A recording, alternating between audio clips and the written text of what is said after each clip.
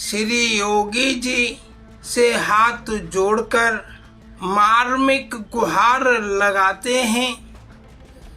हमारे बहू बेटा की माफियागिरी और दबंगई पर बिल्डोजर चलाने की कृपा करें। दोस्तों, अक्सर हमने ऐसी बहुत सारी वीडियोस देखी होंगी जिसमें बिल्डोजर कार्रवाई पर लोग मातम करते हुए दिखाई देते हैं। बेटी गलती की सजा पूरे परिवार को भुगतनी पड़ती है। परिवार के सदस्य सरकार को इसलिए कोसते हैं कि बेटी गलती का खमियाजा उन्हें क्यों भुगतना पड़ रहा है। लेकिन दोस्तों, आज मामला इसके बिल्कुल उलट है। आज माँ बाप अपने बेटे की संपत्ति पर बिल्डोजर की कार्रवाई की मांग करते हुए दिखाई दे रहे हैं। दोस्तों, पहले आप इस वीडियो को देखिए, उसके बाद इसके बारे में डिटेल से बात करेंगे। श्री योगी जी से हाथ जोड़कर मार्मिक गुहार लगाते हैं।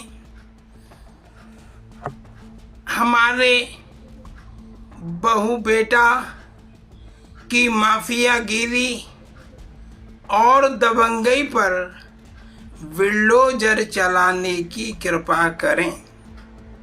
माननीय मुख्यमंत्री जी, जनपद आगरा में थाना मलपुरा अंतर्गत क्रिस्टल सिटी ककुआ आगरा में मकान संख्या 128 में रहने वाले हमारे बहू बेटा के आपराधिक कृत्यों, पापों, माफियागिरी, दबंगई के कारण हम अपने ही मकान को छोड़कर 4.5 वर्षों से किराए के मकान में रह रहे हैं। बुजुर्ग ने अपने बेटे और बहू पर आरोप लगाते हुए कहा कि उन दोनों ने बड़ी क्रूरता के साथ हमारी पत्नी को हमारे घर से निकालकर उस पर जबरन कब्जा कर लिया। उन्होंने पुलिस पर आरोप लगाते हुए ये भी कहा कि पिछले 4 सालों से हम पुलिस स्टेशन का चक्कर लगा रहे हैं, लेकिन सुनवाई नहीं हो रही, शिकायत दर्ज नहीं की जा रही। हमारे बहू बेटा ने इनको घर से निकालकर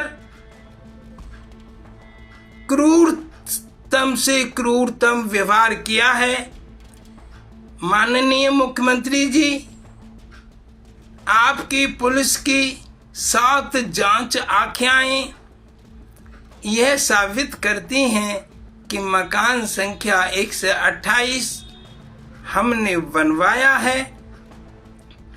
माननीय मुख्यमंत्री जी,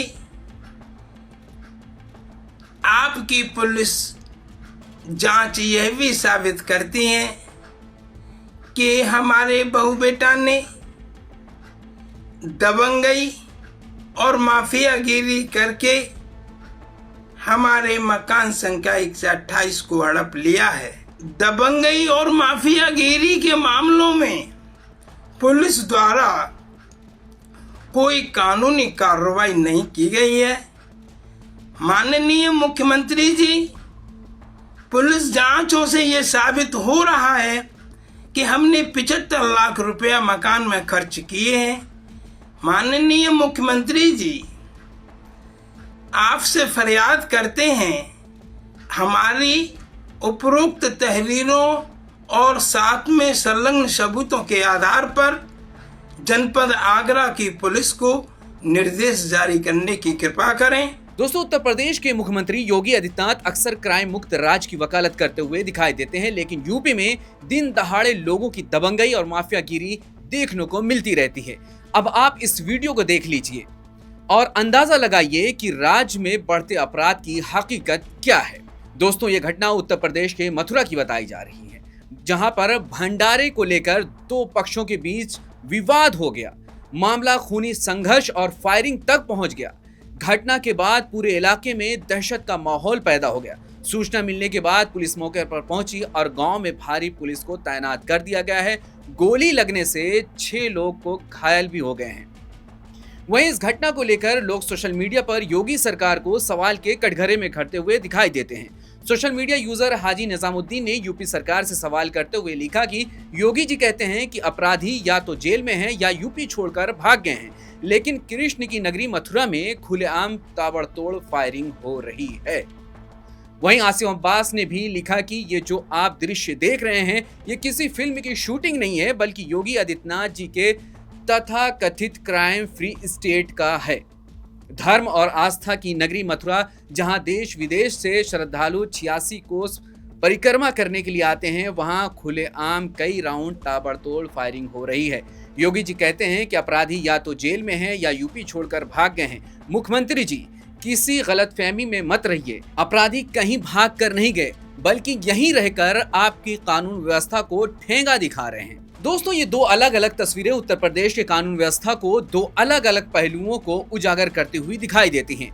एक तरफ वो बुजुर्ग माता पिता हैं जो न्याय के लिए 4 साल से सिस्टम की दहलीज पर धक्के खा रहे हैं, और दूसरी तरफ मथुरा जैसी आस्था की नगरी में सरेआम होती हुई फायरिंग दिखाई दे रही, जो राज्य में बढ़ते अपराधों और बेलगाम होते अपराधियों का सीधा प्रमाण है।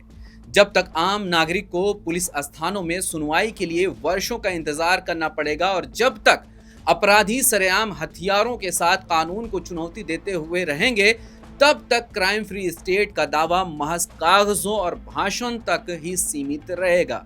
यह घटना सरकार के लिए एक बड़ा आईना है कि अब वक्त खोखले दावों का नहीं, बल्कि जमीनी स्तर पर कानून का इकबाल बुलंद करने का है। सवाल यही है कि कब तक आम जनता अपनी सुरक्षा और न्याय के लिए ऐसे ही संघर्ष करती रहेगी। दोस्तों, इस बारे में आप क्या सोचते हैं? आपकी क्या राय है? कमेंट करके हमें जरूर बताएं। शुक्रिया।